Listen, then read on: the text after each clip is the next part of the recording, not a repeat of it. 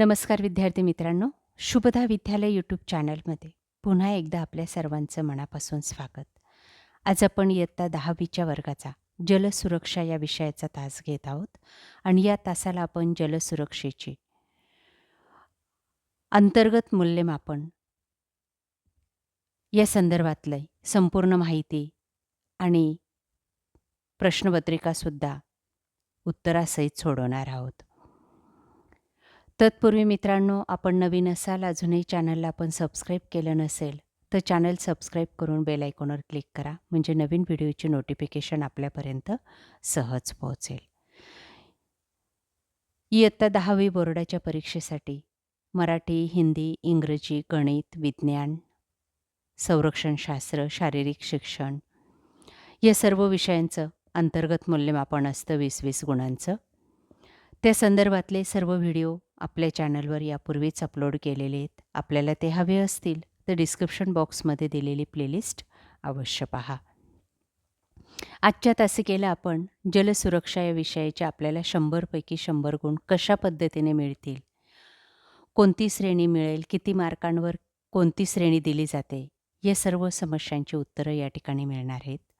त्यासाठी मित्रांनो, हा व्हिडिओ शेवटपर्यंत पहा. व्हिडिओला लाईक करा आणि आपल्या मित्रांनासुद्धा शेअर करा. काही अडचणी असतील तर कमेंट करून नक्कीच विचारा. बघा, ही आपली जलसुरक्षा या विषयाची विकास मार्गदर्शक नोंदवही आहे. आपण या व्यतिरिक्तही नोंदवही घेतली असेल तर काही हरकत नाही. ती नोंदवही आपल्याला पूर्ण करायची आहे. त्यानंतर नवीन शैक्षणिक धोरणानुसार आपलं जलसुरक्षा विषयाचं वार्षिक मूल्यमापन योजना या पद्धतीची असणार आहे. आपण जो काही उपक्रम केला असेल त्या उपक्रमाला आपल्याला प्रत्येकी एक उपक्रम 4 घटक आहेत आपल्या पुस्तिकेमध्ये. त्या 4ही घटकांसाठी 4 उपक्रम आपल्याला करायचे आहेत 10-10 गुणांचे, आणि त्याला तुम्हाला 40 गुण दिले जाणार आहेत. त्यानंतर 2 प्रकल्प करायचे आहेत आपल्याला 15-15 गुणांचे, त्याला 30 गुण मिळतील. त्यानंतर आपली तोंडी आणि लेखी किंवा लेखी परीक्षा होईल 10 गुणांची, तिला 20 गुण आहेत. 10-10 पैकी असे 2 आपल्या चाचण्या होतील. त्यानंतर उपक्रम आणि प्रकल्प नोंदवही असेल आपली. आपण ही जी काही वही पाहत आहात तिला 10 गुण असतील, आणि अशा पद्धतीने 100 गुण आपल्याला ही एकंदरीत ही वही आणि लेखी पेपर याला मिळणार आहेत. त्यानंतर या श्रेणींचं वर्गवारी या पद्धतीने केले जाईल. आपल्याला 100 पैकी गुण मिळतील. 60च्या पुढं आपल्याला गुण मिळाले की ए श्रेणी मिळेल. 45 ते 59 गुण मिळाले तर बी श्रेणी, आणि 35 ते 44साठी सी श्रेणी, आणि 35पेक्षा कमी असेल तर डी श्रेणी. साधारणतः ए आणि बी श्रेणीमध्ये सर्व विद्यार्थ्यांना टाकलं जातं. आपल्याला फक्त ही नोंदवही पूर्ण करायची आहे, आणि आता मी जी प्रश्नपत्रिका आपल्याला दाखवते ती प्रश्नपत्रिका पूर्ण करायची आहे. या नोंदवहीवरचे सर्व व्हिडिओ, स्वाध्याय, उपक्रम, प्रकल्प ते आपल्या चॅनलवर यापूर्वीच अपलोड केलेले आहेत. तेही आपल्याला हवे असतील तर डिस्क्रिप्शन बॉक्समध्ये जाऊन किंवा आपल्या चॅनलच्या होम पेजवर जाऊन जलसुरक्षेची प्लेलिस्ट पहा. आता आपण या विषयाची द्वितीय सत्र परीक्षेची 10 गुणांची जी काही आपल्याला परीक्षा घ्यावी लागते ती आपण पाहणार आहोत. यापूर्वीच आपण प्रथम सत्राची 10 गुणांची जलसुरक्षेची क्वेश्चन पेपर आपल्या चॅनलवर अपलोड केलेली. तीही आपल्याला हवी असेल तर डिस्क्रिप्शन बॉक्समधली जलसुरक्षेची प्लेलिस्ट पहा. बघा, यावर्षी विचारला जाणारा पहिला प्रश्न, रिकाम्या जागी योग्य शब्द भरा. या ठिकाणी तुम्हाला 3 रिकाम्या जागा विचारलेल्या आहेत, आणि त्यांची उत्तरं आपल्याला या पद्धतीने फुलस्केप पेपरवर लिहून द्यायची आहेत. पहिलं, पाणी हे जलीय परिसंस्था आणि भूपरिसंस्था या दोन्हींच्या विकासासाठी उपयुक्त महत्त्वाचे असते. दुसरं आहे, प्राचीन काळी सिंधू नदीच्या काठावर जलसिंचनाचे अवशेष आढळून आले आहेत. तिसरा आहे महाराष्ट्रातील कोकण पट्ट्यात खारे पाणी भूगर्भात पाझरल्याचे प्रमाण जास्त आहे. या पद्धतीने तिन्ही गाळलेल्या जागा पूर्ण करा. प्रश्न दुसरा आपला असेल एका वाक्यात उत्तरे लिहा 3 गुणांसाठी. 1. जलसिंचन म्हणजे काय? बघा त्याचं उत्तर. पावसाच्या पाण्याव्यतिरिक्त पिकांना जे अतिरिक्त पाणी दिले जाते या प्रक्रियेला जलसिंचन असे म्हणतात. दुसरं, जलशुद्धीकरणाच्या साध्या व सोप्या पद्धती कोणत्या आहेत?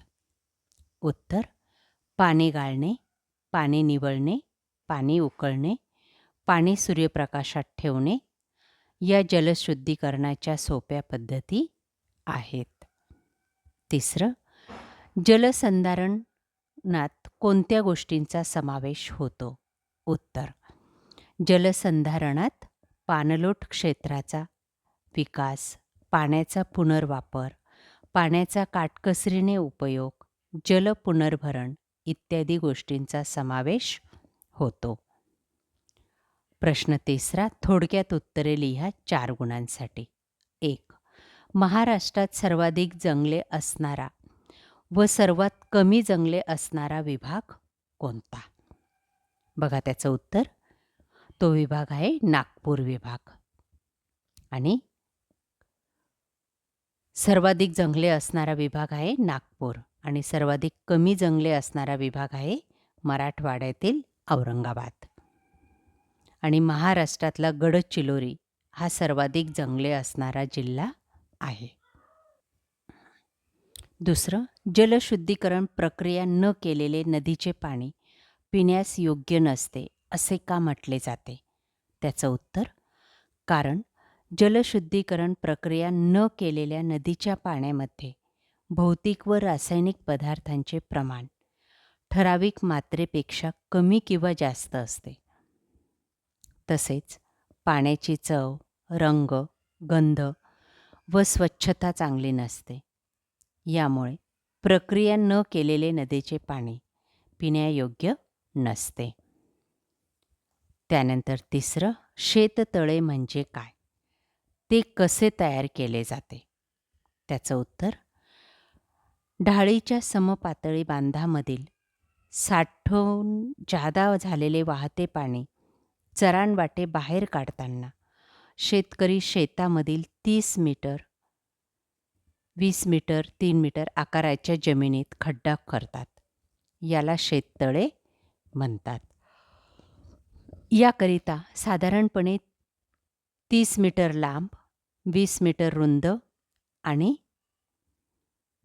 3 मीटर खोल या आकाराचा जमिनीत खड्डा घेऊन त्याच्या बाजूला योग्य उतार देऊन बाजू व तळ सीन बंद करावा लागतो.